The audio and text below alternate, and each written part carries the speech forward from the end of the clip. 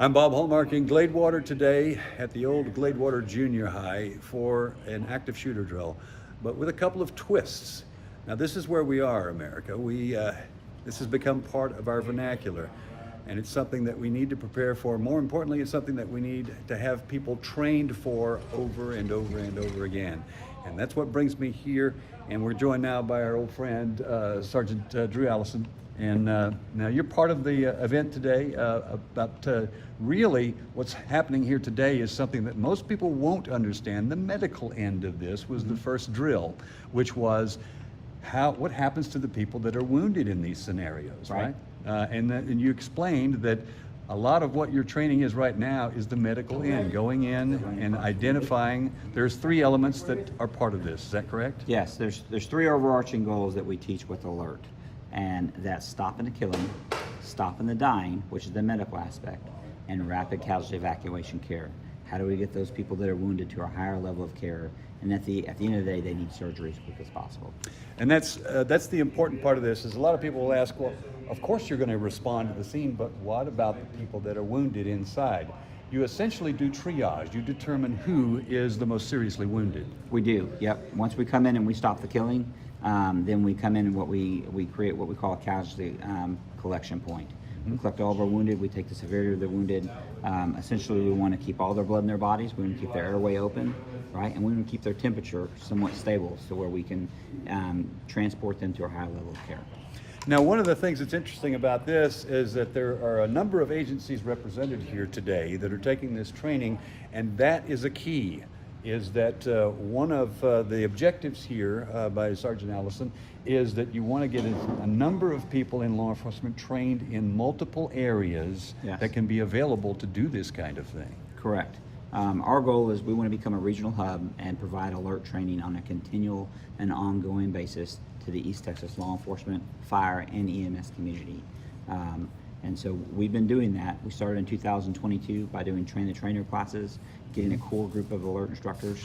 Then they've been sending their instructors down to teach alongside us and mentor us. They provide us with the kits right now while they're available, the equipment to train it. And we've been able to use a vacant school in Gladewater. It's been great for us to be able to use that while that's available. And then so we've been hosting these classes every month, and we rotate between a law enforcement rescue model, which is what we call our level 1 class, which is how do we stop the killing, how do we stop the dying, and how do we immediate casualty evacuation care with just cops. And then the next class that we teach the following month is our active attack integrated response. That's fire, EMS, and law enforcement, and how do we do it all together. And the goal is to make that continual and ongoing training. We just don't stop. We just continue to pour that training into our East Texas agencies. Essential in the age that we live in right now. And it might be a surprise to some of you. Now, you told me something earlier I didn't know, which is that school scenarios are actually a small percentage of what goes on and what you would respond to. They are. They roughly, with 22 years of data that Alert has been collecting, roughly 15% of active attacks occur at schools. They draw the highest percentage for media because that's our children, right? But the majority of where it takes place is in the workplace, in the general public. And that's why this training is so essential, is because you need to be able to respond to any situation, any scenario, any location, and apply what is being taught here. Correct. No matter if you carry a gun, you carry a badge. If you're fire, if you're EMS, or even now if you're in a hospital, right? Because that's where we're bringing all the wounded. This falls within the wheelhouse of that. Okay. Now, one of the things that you'll see as we roll some video here is there was a second scenario, which was the active shooter scenario. They actually went in. There were no victims, no casualties in this, but we did have a barricaded situation. And that one is a little different because you go in with the assumption that there is nobody actually wounded in this. Yes. But there could be. Yes. So that was a barricaded hostage situation. The scenario was they went into a business where an armed suspect went in and took hostages. There was no wounded, there was no driving force.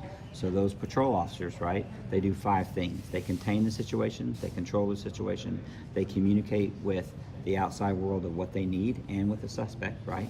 They create a plan. If something bad happens, this is what we're going to do and how we're going to stop it, right? And then they call SWAT, and they don't want to escalate it until it's needed to save lives. Negotiation first, Right. always, right? Because the best case scenario is that you talk somebody out. Right. If there's no wounded, if there's wounded inside in any way, form, or fashion, we're going to push in there. We're going to resolve the situation, and we go back to stop the killing, stop the dying, immediate casualty evacuation care. Now, this is not just a one-time thing. From what Sergeant Allison has told me earlier, this is going to be a regular session for you guys. You're going to be doing advanced training over and over and over again. You hope to do it once a month. Yes. And so our goal, we set out with a goal of providing one class every month for 2023, and we started that in 2022, doing train-to-trainers. We want to continue that, to just continually just provide this training, continually ongoing to the East Texas law enforcement area and to our fire, our EMS brothers that we work with as well. Now, you're not only a sergeant with the Longview Police Department, but you're also with Alert as well. Yes. Okay. Explain how you got connected with that. Yep. So I had at the time had a really squared away sergeant. His name was Anthony Boone. He's now my police chief, and he signed me to go to an alert class in 2008. I went to it and I said, wow, I learned a lot that really impacted me deeply.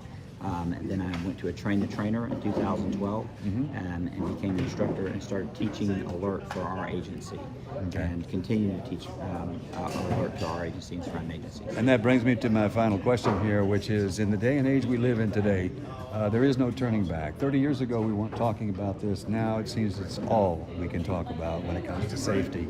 How important in the great scheme of things is what we're doing right here, right now? I think it's very important because the more we train and prepare our patrol officers, our fire, and our EMS to have a unified response and how to solve these problems, at the end of the day, we'll have a safer, more secure city, and that's what we want to provide. Well said. Thank you, Sergeant. Appreciate that. Thank you. All right, and we'll have much more on this story tonight on KLTV 7 News. For KLTV Web Extra, I'm Bob Hallmark.